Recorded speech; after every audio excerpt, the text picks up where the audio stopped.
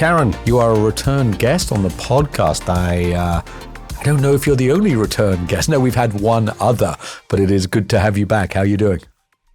Good. Thank you for having me again. And the first one went so well. I was looking forward to the second one now. Well, and that's what we're here to talk about, because after the first one, we then started talking about what we could do together. So for anybody who is tuning in and listening, this is Karan from WealthKernel. We're going to talk about Bambu Go Transact. But before we get into it, how's things been? As two wealth tech founders, we know, as we always talk about, keeping doing things, the world of wealth tech still going along okay with you guys? Yeah, absolutely. I think our view of the world is even more confident. Like, I've grown as the years go by. I get more and more confident with opportunities in our space. As you know, one co-founder to another, you get challenged, and it's been a challenging year for everyone. But we've come out recently, kind of validating and having sort of more evidence to what we can do. And now I'm genuinely excited for like the next leg of our growth. We have some really interesting products. Obviously, we're going to talk about it in more detail with you guys. But just our sort of focus on API is starting to pay dividends now in terms of partnerships, but also just for our customers. They're starting to see that sort of the dividends of focus, and it's making things better internally for us. We as a company can be more focused, but and our customers can understand what we're doing as well. So yeah, I'm super excited for the sort of next leg of our growth. I mean, that's one thing. Focus is one of the hardest things as a startup, right? There's so many things you think you can do, and then you realize, okay, I've got to focus to do that. And I realize, we've got to focus on the robo-advisory piece. You have on the API on the back end, the transactional part. And that's where we started coming together in terms of Bambu Go Transact. And, I think that's what we want to talk about today, because wealth tech's hard. Like, it's hard for us, and that's all we do. Wealth tech is hard, and that's all we do. So maybe in terms of when you started going only API, let's get right into that first, and then we'll talk about what we're doing together. In terms of going only API in the transactional capability, you went down that road, started about a year and a half ago. Is that correct?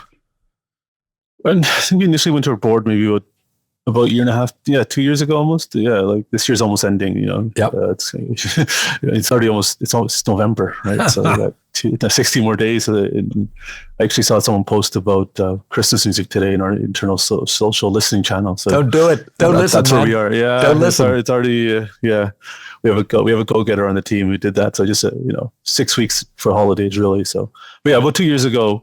Obviously, you want to be led by your customers, but the realization that APIs are really, really hard. Yep. Front ends, multi-tenanted front ends specifically, are really, really hard, and that just couldn't continue on forever. Obviously, this is 2 years ago when access to funding was easier, but it wasn't so much like hiring the right people, but it's the focus, it's the technical challenges, it's the roadmap management, it's the it's everyone as a whole company. What's that expression? Singing on the same hymn sheet. Yep. You know what I mean? Like that becomes very challenging, and we've made a decision at that point to do that. But it was, I wouldn't say it's something that it didn't initially come to me easy. And I give a lot of credit to my co-founder Joe, who obviously pushed the API earlier in the company, but I always kind of held on to the front ends for a few sort of less maybe for the wrong reasons. And that front ends generally attract a lot more revenues. Yep. And when you're a startup, it's uncomfortable giving up revenues, right? Like I used to call them, without causing any offense, but it's lower margin revenues because of the amount of work that goes into it. You need more engineers, but on a comp table or on a revenue chart, it looks amazing because you have revenue. And I was really struggling to I don't want to give up the front end revenue because it's more, the numbers are bigger in simple terms. Yep. Not always the bottom line, but the top line is nicer. Correct. And I really, really kind of struggle to kind of break that addiction to the revenues that came from that, because, as a founder, when you're raising capital, your annual reoccurring revenue doesn't ever really mention, they don't multiply that by the profit margin or contribution margin. They just say annual recurring revenue. Yeah, exactly. So it was a tough one to sort of break my sort of addiction on that. But 2 years later now, we've come full circle, and working with your team, which I want to get into more detail. Oh man, just the engineering that you guys have put in behind your product and the thought and the consideration, that lift is, we couldn't match that. And I'm glad we didn't try to pretend to do that. I'm glad just seeing how much work we would have had to do to effectively even do half of what you guys have done. We would have ended up falling on our face. We would have done really bad front ends, and we would have done really bad APIs, and we would have been a split house. And honestly, like it's, we're both old enough to have said we could have realized this right at the beginning, but you only realize it through trial and error. And you're right, we've gone down that road, and that's why we're going to talk about Bambu Go Transact. I wrote in my newsletter today, we're changing the world. Every startup founder thinks they are. We're probably not really changing the world, but we're going to make robo-advisory accessible. And yeah, like we realized, I suppose, that the same. We can't be doing, we have certain APIs, but not in the same way the transactional parts. And we concentrated on that front end bit. And for the financial advisor, we have to solve it for them.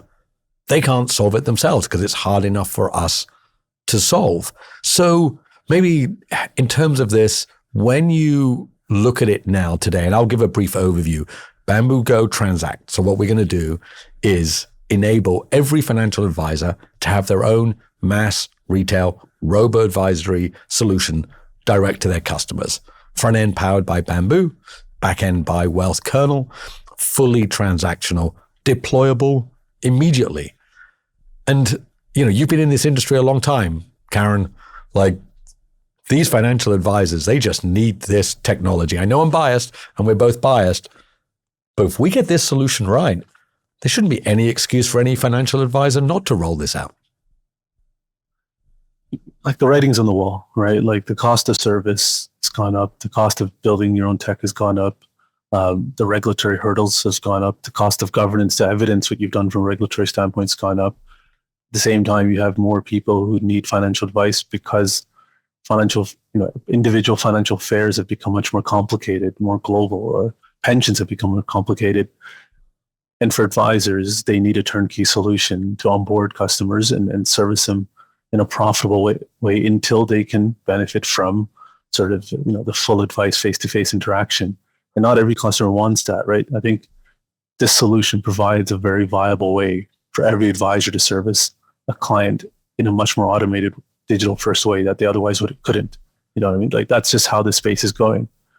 I think this really does kind of bring together two good firms. It's interesting because we've worked with a lot of firms and tried to deploy single tenant. And I think early in the journey, you did that too. And you end up knowing it takes years and it's painful.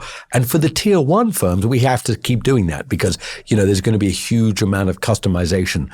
And when we try to do single tenant at scale, front end, small deployments, it's just painful, man. It is just painful, but it takes, like in your background, as you have powering digital investment, I see it in the background of what you have, but digital investment hasn't been that real in the wealth space because advisors didn't have access to digital.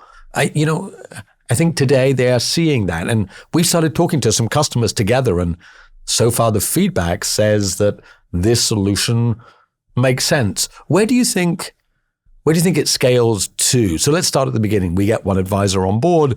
They're able to onboard different customers. Do you think the whole industry goes this way? I think the industry has to, like in some form of it or another, right? Like I think there's going to be a few. Let me try to be more nuanced in my response here.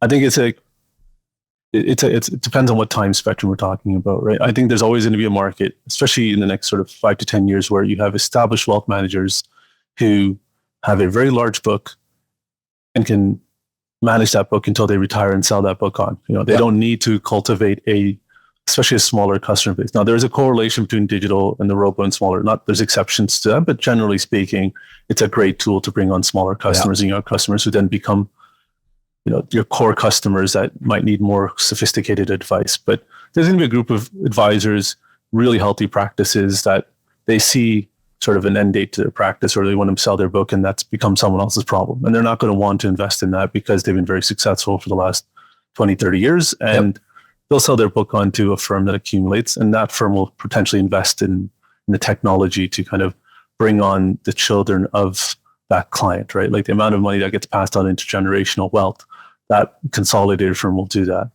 And so I don't want to, I don't like, but if I was selling a book, I would have a large book, but also have we have our core proposition and we have an intergenerational wealth solution that's automated. We're helping them support that. And not only is the book large, the average life of the book is quite low, right? And so the lifetime value of that book is quite large. I think it makes a lot of sense for every firm to engage in one way or another a digital strategy, whether it's their core and how they use that is different things, right? Like if you look at some of the early conversations we've had, the use cases do vary, right? Like you have some use cases for, like more traditional, I'm looking to service smaller clients. Yep. Then we have some other use cases where like I'm looking to service some larger clients that want a full-on digital solution. They want to speak to me once a year, but I want the tools that Bambu brings for everything else because they're actually very time poor and they don't want to necessarily do that.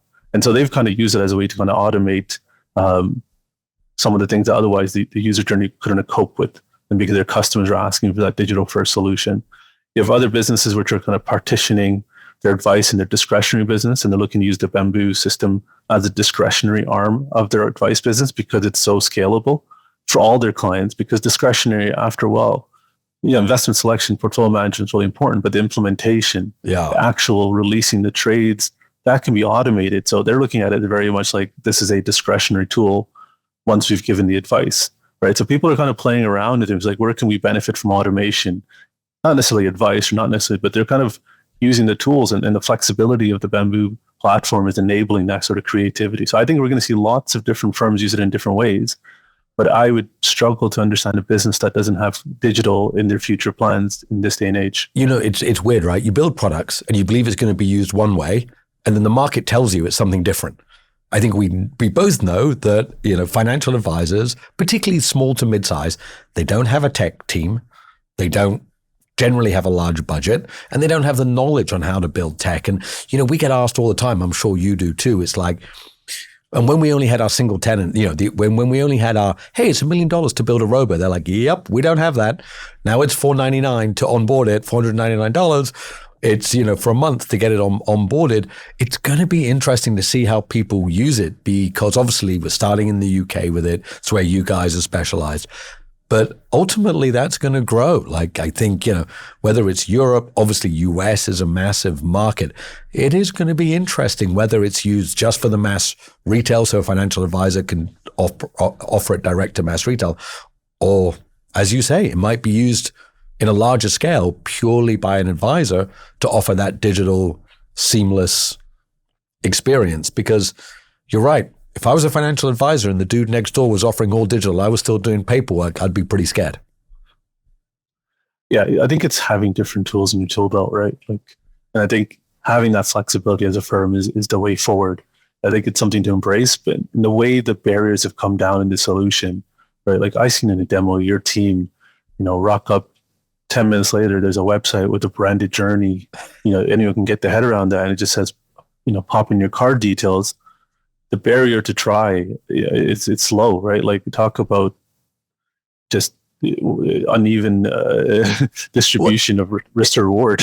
It is. So when we were building it, and so for people who are listening, what was Karan, saying is basically a robo-advisor that's drag and drop. So as a Bambu front end, we built the drag and drop capability. What's the name of your firm? What products do you want in? Which risk questions? How do you want to set that up? That robo-advisory experience. And that's what we first did with Bambu Go Connect. And you know what my team do? They're like, it has to be so easy, even Ned can use it. And I'm not the tech genius at Bambu. That's everyone else. I'm the dude who represents a financial advisor who doesn't have the knowledge. And even I could do it. I'm like, oh my word, I built my own robo-advisor. The initial version didn't have transactional. The idea now that I can drag and drop and build a robo-advisor that's fully transactional, KYC, transactional, onboarded. Like 2 years ago, I stood on stage at Finovate when we had like the single tenant version of that, and we deployed it live on stage in 7 minutes. Oh my God, we got a queue going, do you really have this? I'm like, yes, but it was single tenant version, which means we couldn't scale it in the same way.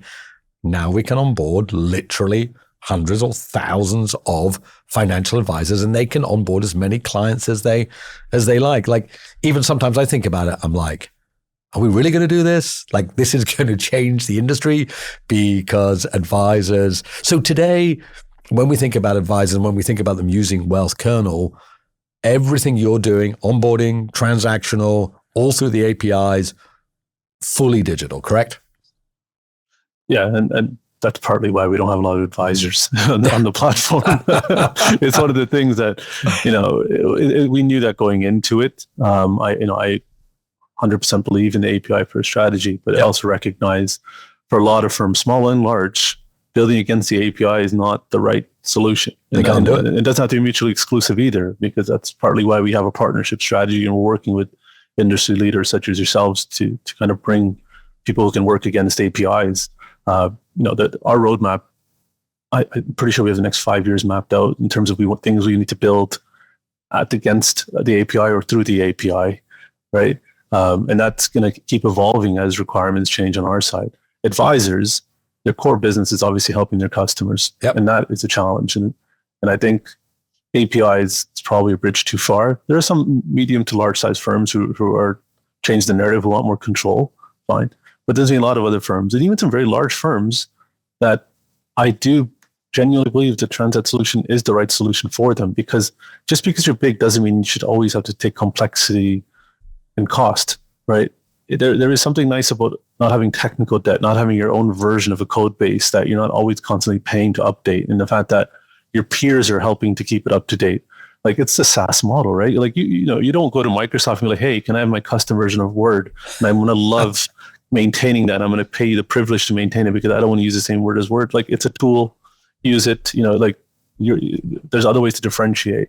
And so I think for a lot of medium to large size firms, because of the cost and the time to market, I think the Transact solution is going to be really attractive, because I think they're going to be able to get, I honestly believe, 80 to 90% of what they're looking for at 10% of the cost. Like, I don't know why you'd hire PMs and deployments in 2 years and uncertainty.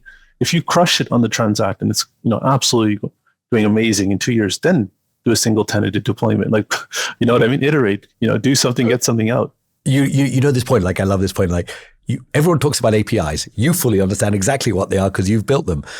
You go to a financial advisor. I love this, not this joke, but this statement. People say, do you know tech? I'm like, yeah, I can spell API. And then people have a laugh at it. And then if you actually asked most financial advisors, what's an API? Like, oh yeah, I've heard of that. What is it? They don't know what to do with it.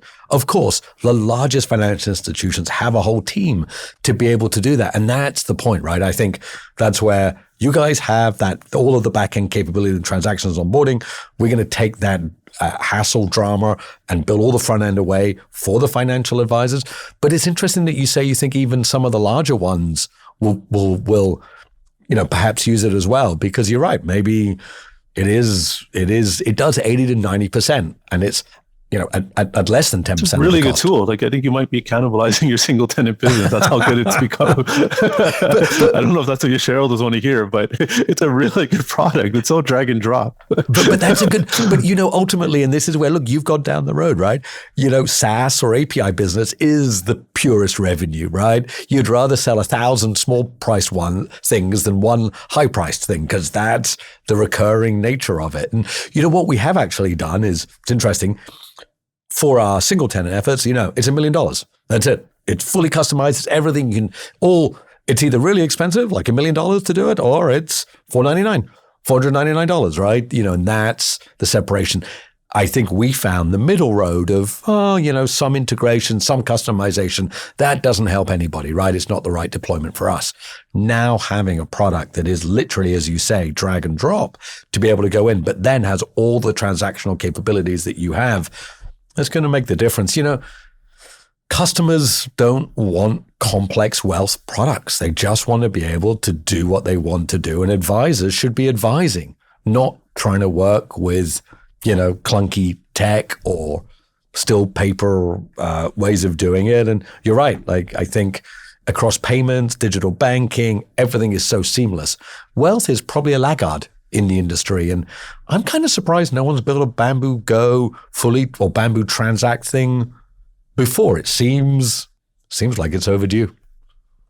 I come back to how we started this conversation, is that building multi-tenant drag and drop deployments is quite complex. Like if you look at maybe a parallel product, maybe is like a Wix or sort of build your own website, Squarespace. There's only a few of these I've ever gone to scale because of the level of complexity to do that. And that, you guys have kind of built the Wix of like robo-advice, drag and drop. We will take that, man. Like Karan, I will take that. Like I said to somebody, we're trying to do the Canva of Robo. People could drag and drop, but it's transactional as well. It's more complex. And they're like, so are you worth the same as Canva? I'm like, well, you can buy us for half that. It's a bargain. But you're right.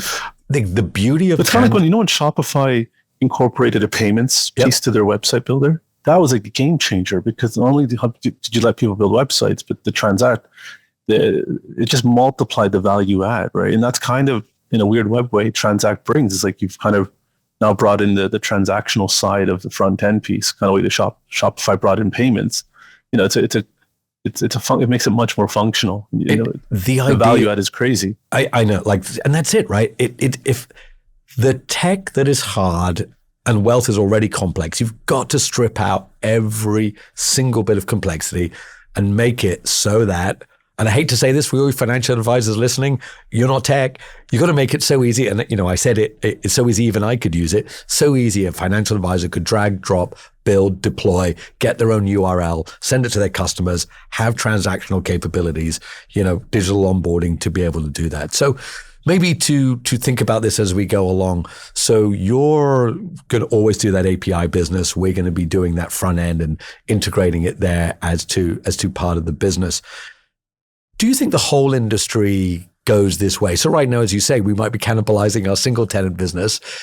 Wealth probably becomes majority a SaaS business because it was never thought of that way. It was brokerage, custody, complexity, high touch. There is probably the start of the whole movement that the whole industry becomes pure, even at the back end, SaaS, digital API. I think it has to, because if you work backwards from a process of elimination, the cost of sort of having your separate instance from your own client portals, your own custody integration, especially if you have like custody in how I would say most of big companies have it, is that they license the software to perform custody. Then they have a team that performs custody. And then they have a custodian separate, right? And that's a huge amount of cost and time to deployment and a huge, and also risk, right? Because these things have to be updated. That cost base is probably not sustainable, except for the very largest of firms. And even they struggle with that, because I do believe in diseconomies of scale for very large firms. I come from Barclays, and it's not a linear thing where larger means more efficiency. After a certain curve, larger can result in less efficiencies because of big company politics and lack of focus and turnover, right? So I think even for those companies, they'll do that. I think companies in our space to grapple with the level of complexities and costs will be more focused, and you'll see firms move into areas where they can add value and scale and do it really well to cope with that. I think just the cost of paying your in-house firm to stitch together stuff on premise is not going to happen. These are very long cycles. The industry is moving way too fast for that. The regulations are moving too fast for that. And the cost base that presents is not sustainable, where we have fintechs who are smaller, who have a lower cost of operating. That shouldn't happen. That's one of the very few industries where scale doesn't necessarily mean lower cost of operations. It's a weird situation where a smaller, nimbler fintech has a lower cost of service. I think this is partly why me and you are doing this business together, because you're the founder, I'm the founder. We can sit, we had a coffee in London, let's get going, and you can do that. Scale doesn't mean we're, Barclays is a great firm, but any huge financial firm will struggle to do this because there's just immense barriers in compliance and tech and team and budget approvals. I mean, we cracked on with this a few months ago, and now we're launching. Obviously, you had been building your APIs for many years in the background, and we'd been doing our robo-advisory and front end. But once we decided to get on with this, and that's the reality, to do something like Bambu Go Transact takes two small, committed, nimble firms to say, man, let's just do this. We have to do this. And it wouldn't be bad if you were the CEO of Barclays and I was the CEO of, what shall I be the CEO of? I'll be the CEO of Morgan Stanley, why not? Or maybe another tech firm, it doesn't really matter. With all the will in the world, we probably couldn't have got this done. Yeah, I think for the people listening to this, right? Although Ned and I've known each other for a few years, you're Singapore, I was based here, we'd never really really kind of looked hard at working as it. We've had a few conversations, but we haven't spoken to each other for years before that, really, like maybe in passing, but not in detail. We met up in London a few weeks later when you were in town, and I was like, let's do this. And since that time to now, this product is live. Like, that's how fast two focused firms can get something out. And that's the level of focus. And what this product is a fully functional, vertically integrated stack that lets any advisor put out a product for, you said $4.99. That's an incredible achievement. But it also shows how focused we've become as institutions. And that's a huge step change from when we started looking to build front ends like 3-4 years ago. We're just having the design conversations and all the complexities around that. It just the time and effort to get that out and the cost is just astronomical. It's interesting because we're always blown away about your APIs. It's like, oh my God, how much work did they do to put that in? Then you look at our front end, it's like, oh my God, those dudes did so much to do that. It's like, yep, as you say, let's all do our good bits and then stick it together. But I think that's the thing with focus, right? Like, you do the nice to haves well because you have the time and energy to do it. You're not always just trying to do the bare minimum. Yep. And people appreciate the nice to haves, that little bit of consideration, the tech. And that's what really kind of, I think, people always point to Stripe as an example of that, but it's that level, it's that consideration you have for your users and the ability for the company to be like, you know what, we're going to spend marginally a bigger chunk of money to get the product marginally better. Where you get diminishing returns of investment, that's fine. But people appreciate that quality that comes from it. And I think that's what I think hopefully you guys have seen out their APIs, and we've definitely seen out your product, right? Just the consideration of like, even something as simple as like deploying the domain, right? Like, it wasn't a convoluted process. You guys have managed it. I'm not exactly sure how you guys managed the tech behind it, but just type in a name and the domain is there and published, with the SSL codes and everything. That's a lot of it's a lot of granular thought that went into it. Well, it only took us a few years in the background, Karan.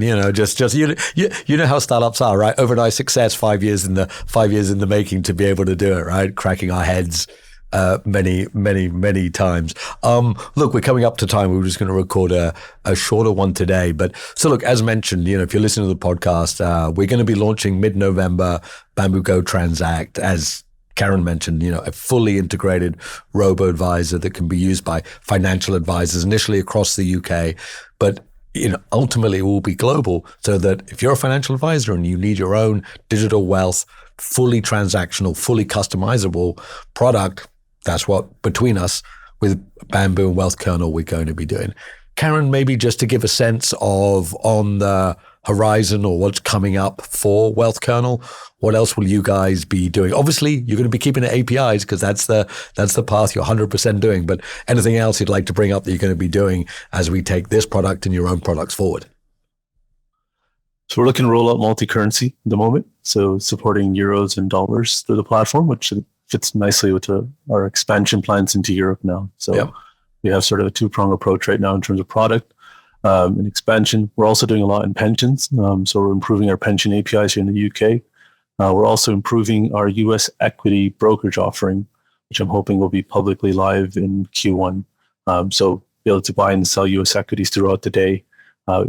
We support US equities today, but we trade once a day. But our sort of brokerage API will kind of allow customers to buy and sell equities throughout the day. That'll be cool. Markets are open. So we have lots on. Yeah, you were going to say we've always got lots to be done. Well, listen, Karan, honestly, it's been, it has been a lot of fun building this. Obviously, we're going to be, as we deploy it to the market, obviously we have ideas about how it's going to be used. We're going to have to evolve and change around that. But mid-November, every financial advisor in the UK and obviously around the world, we're going to be telling you all about this. Your ability to have digital wealth is about to change forever. We're going to do it at the right price. It's going to be simple. It's going to be straightforward. So we look forward to keep on working with you, Karan. I appreciate it. And as we always say, man, as one founder to another, I wish you all success with WealthKernel and between us with Bambu Transact. Thank you, Ned. And looking forward to working with you and your team further. It's been a real pleasure so far. Absolutely. Cool. Thanks for being on the show, man. I appreciate it. We'll speak to you soon, okay? Thanks for having me. Take care. Thanks for listening to WealthTech Unwrapped with your host, Ned Phillips. We hope you enjoyed the episode. Join us weekly as we dive into the ins and outs of wealth tech and speak with our esteemed guests about the industry.